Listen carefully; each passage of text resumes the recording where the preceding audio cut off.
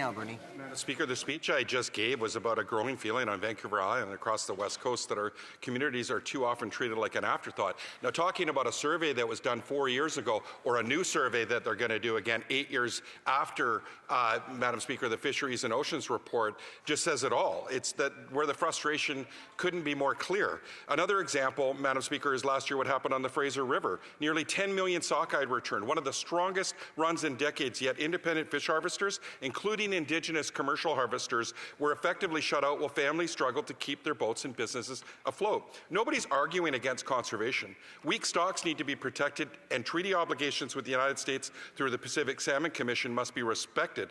But when Canada's own commercial fleet is denied fair access during years of proven abundance, it undermines the confidence in the system.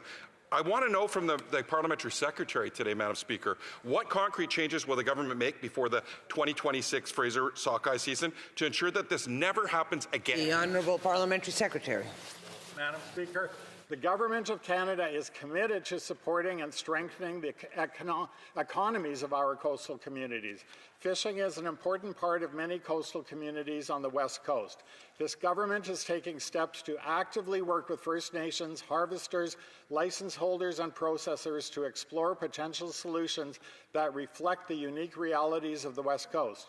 The Minister of Fisheries recently announced 2 new objectives guiding work to modernize West Coast fisheries. The first is supporting harvesters to have more control over their fishing activities to keep a greater share of the benefits from fishing, and the second is modernizing licensing to support harvesters in pursuing their business objectives.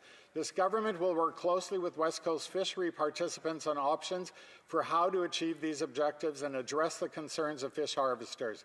Fisheries on the East and West Coast have evolved very differently, Madam Speaker. We cannot have a one-size-fits-all approach.